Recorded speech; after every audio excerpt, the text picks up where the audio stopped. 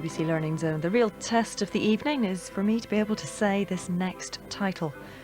Meet Rachel Edwards-Stewart. She's a molecular gastronomer.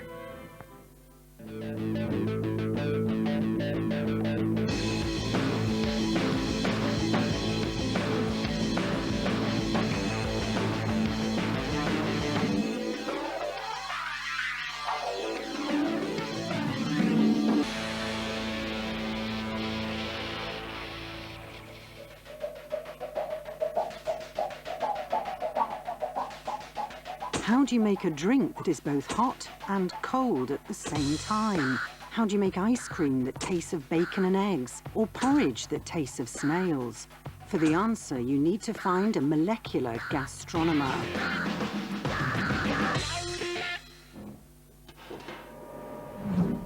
Rachel Edwards-Stewart is a Cambridge-educated biochemist. She's also a Paris-trained chef.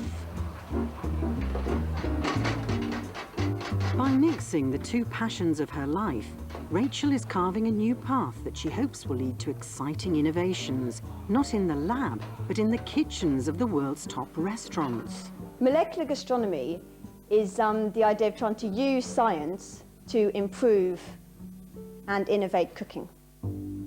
I love food and I love cooking, and it's always been quite a big part of my life. So the idea that I could use my scientific discipline and apply it to something that I love and can see how useful it would be was just something that sounded, like a great idea.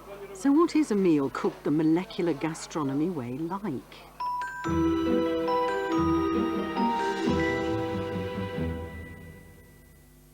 When you place cream on ice and whip it, you can whip it into what we call curly-welly cream, but into quite a stable mousse. And so what I want to do is I want to do a similar thing, but not using cream, using a mixture of cheese and tomato. Whipping cream contains 30% fat. Goat's cheese is 45% fat. So Rachel adds tomato to the goat's cheese to reduce the fat content. It should now act like whipping cream. Everything that we eat is actually composed of a kind of a mix of some sort. Either it's got, a water base in it, or oil base, or it's oil stabilized in water, or it's the mousse, so you've got air stabilized in either water or in an emulsion.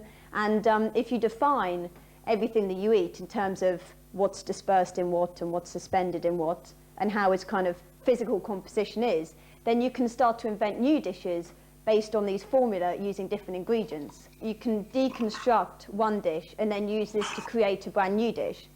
Deconstructivism is only one element of molecular gastronomy.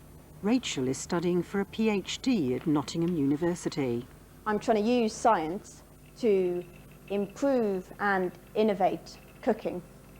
But the whole gastronomy bit, because we're focusing on the taste, that's always kind of the main criteria, which is why it differs from simple just food science, where you've got different kind of focuses and different interests. We're here, our main concern is just improving the quality of food.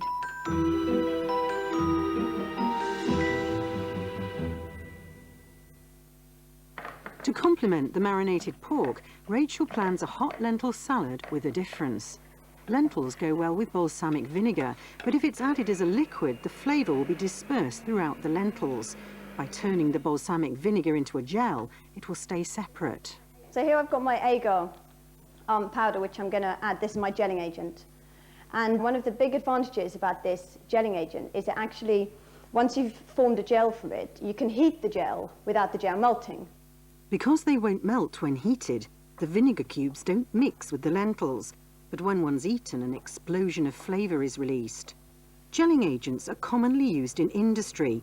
Working out how they behave in small kitchens is the key area of Rachel's study. Most of our equipment is suited to these kind of experiments where you can measure viscosity, or you can measure the flavour release of solutions, or you can measure the texture of gels, because all of this is important for the industrial kind of side of things. And also for me, I can make use of these because I can use this equipment to find results, such as if it's a spongy gel, if it's a particularly tough gel, what happens when you eat it, how the flavour's released. It's possible to measure how flavours are released when we eat. You need one computer, one mass spectrometer, some food to taste, and a willing volunteer. Food in the mouth gives off an aroma that passes up the nose, giving the sensation of flavour. The tube carries this aroma to the mass spectrometer, which records flavour release over time, enabling Rachel to work out exactly when each gel releases its flavour. This is the moment that I start eating it and breathing into the machine. You get a lot released, and then it drops quite rapidly. I mean, this is in the space of about half a minute, and then you get this other peak at the end, which I would have thought would correspond with me swallowing, so I kept it in my mouth a little bit, and then as I swallowed, you get this sudden extra peak. Knowing how flavour is released in the lab is one thing, but being able to predict what will happen at the dinner table is vital, especially if that table is in the best restaurant in the world. This is the Fat Duck at Bray, recently voted #1 restaurant in the world by a panel of over 600 industry professionals. We combine the highest level of cooking possible with the best ingredients you can possibly get, a fundamental knowledge of scientific principle to try and create food that is both delicious, as the best food we can possibly cook, but also, and this is probably the key thing of all, to bring a sense of fun. I think gastronomy should be fun, and science can help as a tool to do this. Heston Blumenthal uses science to create imaginative dishes like bacon and egg ice cream. Why do eggs thicken custards? So you understand that you heat them up to a certain temperature, the proteins start to coagulate, they contract, and that network thickens the liquid. If you overcook it, they contract too much, they coil up, and you've got scrambled egg. Once that happens, you know those proteins have actually coiled up, the egg's scrambled, you can't use it. Well, you can't if you want to have a custard, but if you turn it into ice cream, you puree it and pass it through a sieve, you can make an ice cream from it. It will be a different result, it will taste of egg. And that was the mechanism we looked at for the bacon and egg ice cream. But Heston's always looking for new ways to blend science with food.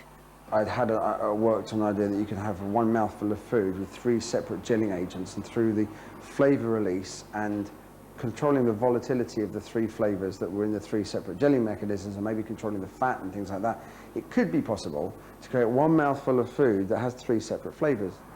To find out whether this can be done, he's turned to Rachel's PhD research. The great thing about the gelling agent that I work with is it actually does the opposite to what most gelling agents, conventional gelling agents, does, which is that it gels on heating rather than melting on heating.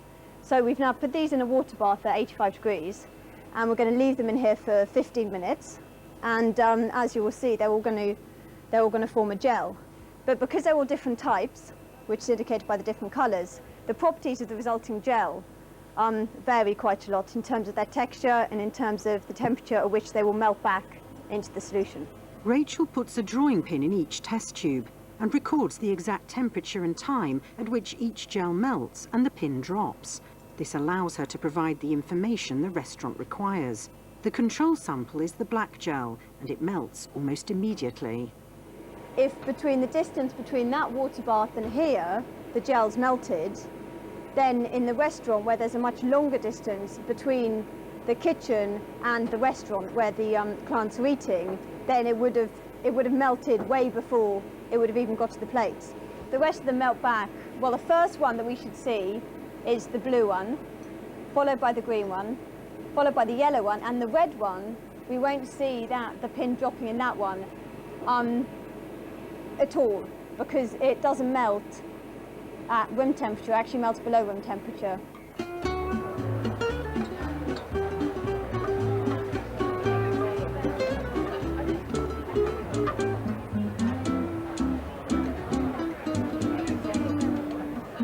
If you start off with really good quality ingredients, then you're much more likely to produce a dish that is going to be much tastier. And I really like to go to farmers markets and organic markets, and when I'm in London I love to go to Borough Market. I mean, the enormous range you've got of different kind of produce there. It's really good quality, but you've got the choice. Oh wow. Oh look, that one there, that's the one. That's a good one. Yes, I can see the other one. And that one. Perfect. Oh wow. So I'm cooking for 4. I'm probably going to need a bit more than that, aren't I?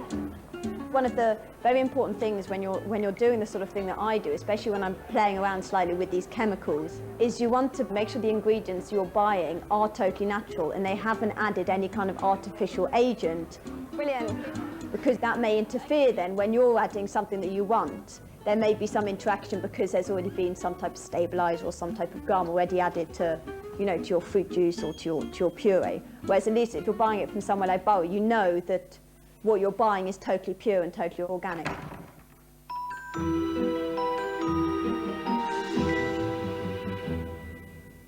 What I'm making here is a tiramisu-style risotto. Traditional tiramisu is made with sponge fingers soaked in coffee and liqueur. By swapping the sponge for the rice, Rachel replaces one starchy food with another. I love risotto, and I love tiramisu, and I love rice pudding, so I thought why not try and kind of make a, you know, deconstruct the tiramisu dish and try and make it into risotto. Hey! If I've got a particular new idea for a dish that I'm very keen to try out, I do tend to kind of get a few of my good friends around, you know, in order for them to kind of, you know, experience it. And I think mainly because they'll be totally honest with me and they'll tell me if it's gross or if they think it's really nice. Also, they tend to kind of say, nice idea, but have you ever thought about doing this? Right, now what we've got here is we've got a goat cheese and tomato emulsion. Yeah? What I've tried to do is mimic the structure of cream using cheese and tomato juice. Cheers. I hope you enjoy it. Thanks very much. This is the chef. It is like cream, isn't it? And it's got no cream in it. At last, it's the main course. Loin of pork and hot lentils with cubes of balsamic vinegar jelly. It's strange because I'm not sure that I really enjoy the lentils that much on their own. When you get a cube, it's amazing. You don't chew on it, you just eat it and then it's there. Like the way it blends into the lentils. And you could play around with colour as well. If you put loads of different cubes in, all the same colour, for different tastes, and then you really don't know what, it's a bit like a Willy Wonka kind of, you know, what's it going to be? Right, so what we have here is, it's actually called deconstructivism, because what I've got is like, one of my favourite puddings, one of the only ones I eat, is tiramisu, and one of my favourite all-time ever dishes is risotto, so I thought, why not make a tiramisu risotto with strawberries and mint? It's absolutely gorgeous. It does, doesn't it? But I knew that it wouldn't be absolutely gross, because rice pudding is nice. Yeah. I was contemplating caramelised onions, but I thought I might just slightly tip it too much in the wrong kind of way. But that's something that I might consider. Yeah. The taste is to tiramisu, yet you've got this totally different texture. I really wanted to incorporate coffee into a main course, but I found it really hard to do because I couldn't think of anything that it would actually be nice with. And I was thinking maybe salt cod puree with coffee, but then I was like, just sounds gross. Yeah. So then I thought, well, why not a coffee risotto? You can have loads of good ideas, and it's just about actually making them, using a bit of science to put them into practice. Yeah. We won't all be molecular gastronomers, but Rachel feels her science has lessons for everyone. I definitely think there's a possibility to educate people so that they understand better when they're cooking things exactly what's going on. And in that kind of way, they can produce something that is both incredibly tasty, has an amazing texture, and is really good for you as well.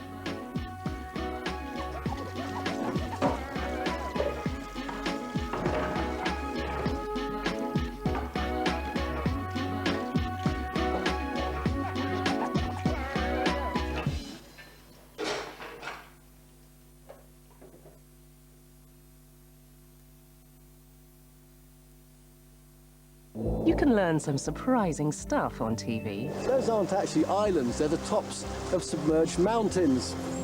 One thing Nasdaq did with their rubber was make wellies. You might think it's just a cobweb, but in fact, it's a very subtle construction. Here's another surprising fact. Some of your favourite BBC programmes are made in partnership with the Open University. Open University programmes on the BBC. Learn something new every day.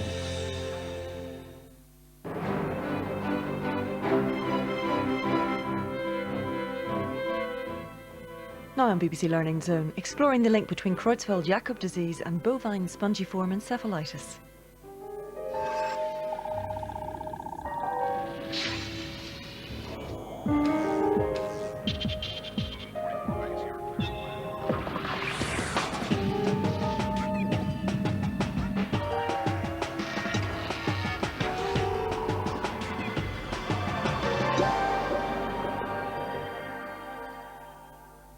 I don't believe that variant CJD is caused by BSE.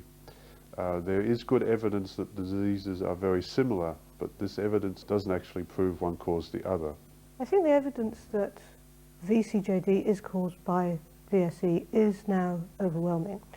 It actually is very difficult to get definitive proof.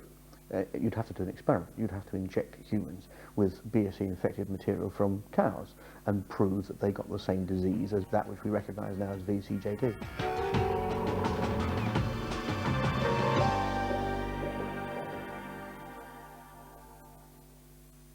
The outbreak of BSE in 1986 cost the country billions of pounds, thousands of lost jobs, and the near collapse of an entire industry. Initially, the public were reassured that there was no threat to human health, but in 1996, an alarming government report showed that people were dying of a new form of human brain disease, variant CJD. The committee have concluded that the most likely explanation at present is that these cases are linked to exposure to BSE before the introduction of the specified bovine offal ban in 1989.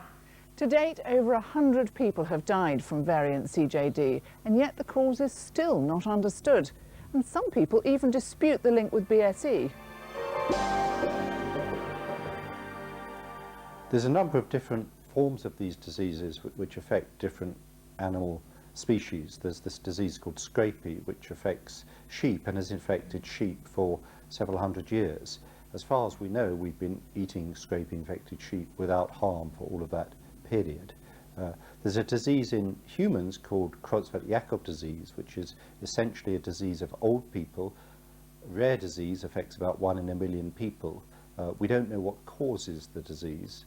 The new diseases in this group are BSE and then variant CJD, which we believe is caused by the BSE agent.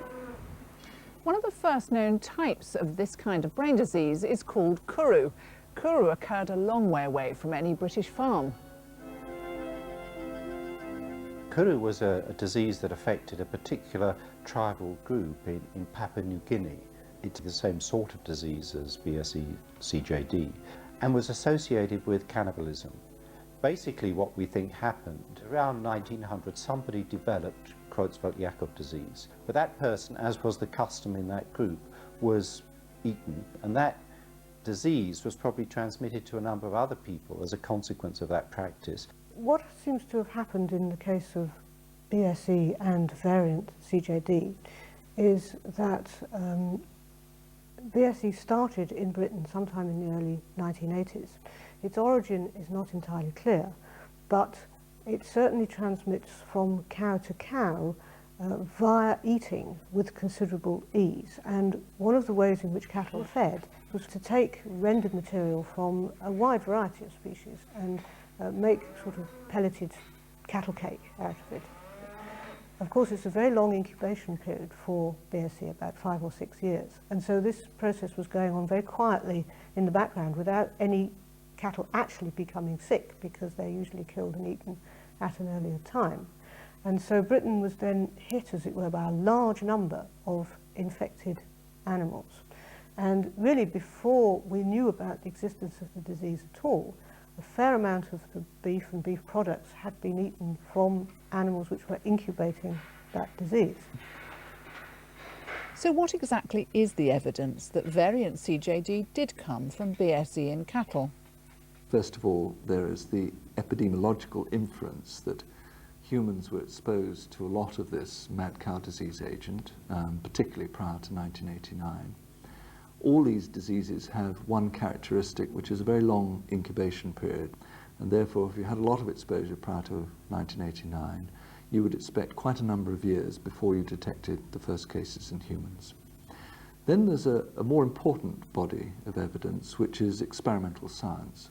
When BCJD was recognised, there was a suspicion that it might be a transmission of BSE to humans. So we tested that by taking a piece of tissue from a BCJD patient and injecting it into mice. We found exactly the same pattern of disease in the mice as we'd seen with BSE. But how do these diseases arise in the first place? Initially, a virus was thought to be responsible.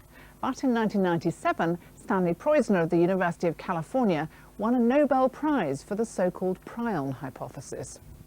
These diseases are caused by what have been called prions, which are abnormally shaped proteins. We all have prion proteins, but when an abnormal form of the protein is introduced into somebody, it seems that this has a deforming effect on normal prion protein and transforms it into this abnormal form, and there's a cascade effect which eventually leads to the build-up of this abnormal form in the brain, which leads to death. Now, the precise mechanism by which that occurs, we don't know. It took quite a while for this idea to be accepted because it, at first sight, appeared to challenge some of the most fundamental ideas about molecular biology. Of course, we're used to the idea that infections are caused by bacteria, which are large and can be seen, and viruses, which can be sometimes rather more obscure. Now, here we had a situation where we had an infection, but apparently no virus, and viruses contain nucleic acid, and this was just a protein. So there's still some debate about exactly how prions deform and then trigger damage in the brain. Some even argue that other agents must be involved. Our work has focused on the ability of metals to bind to the prion protein. We've been investigating the differences between the normal form of the prion protein and the abnormal form. And we found that the normal form binds copper and appears to be necessary for its normal function. However, the abnormal form of the prion protein doesn't bind copper. What we found was that manganese can also bind, and that manganese will cause the normal protein to flip into a different conformation or a different structure. This different structure is more like that of the form found in disease. So we are hypothesizing that substitution of manganese for copper will lead to conversion of the protein into this abnormal form. And there's some circumstantial evidence that low copper and high manganese in the environment correlates with incidence of spongiform encephalopathies. For example, in Slovakia, a low copper, high manganese area, there is a higher than average incidence of CJD. The implication of this is that our hypothesis provides a model by which both BSE and variant CJD would both be caused by exposure to manganese, and therefore there would not need to be a link between the two. If there is a common cause to both diseases, then they would have a common pathology, which is what is found. So the metal balance may be a factor in causing prions to flip, but it would complicate our ideas of the infection route from cows to humans. Among those who believe that there is a definite infection route, there are those who think that another agent besides prions may be involved, and a viral agent would explain the existence of different strains of the disease. There are very many different strains of these agents, and these strains have stable and reproducible properties, and this shows us that strains carry some form of information which is independent of the host species. But it's very difficult to explain this informational component in terms of the protein-only hypothesis, because the protein itself would have to be able to carry this information. There are those who still believe that these diseases will be caused by a conventional or a slightly unconventional virus. And by virus I mean a nucleic acid which contains information surrounded by a coat. Well, experimentation increasingly refined over years has demonstrated that if you take an inoculating sort of quantity of the abnormal protein, you treat it in ways that will kill all known living organisms that are based on DNA or RNA, such as viruses and bacteria, you're left with this extraordinarily resistant protein only, and when you give that via the oral route, or indeed inject it directly into the brain, it causes the disease that we see in animals. I personally think that a small non-coding nucleic acid shouldn't be totally ruled out. So the exact cause of variant CJD is still unknown. Most scientists think that prions are deformed by exposure to other deformed prions which come from BSE-infected meat, although the exact mechanism is still not known. Some think that a viral agent must be involved. And the metal balance theory even suggests that CJD and BSE can arise independently of each other. So there are still lots of uncertainties. But has the BSE debacle taught the government anything about how science should affect policy? In terms of the way in which the government gets advice from, uses scientific advisory committees, and the way in which those advisory committees function, a lot has been learned from the BSE experience. And I think there's been great emphasis in recent years of making that whole process much more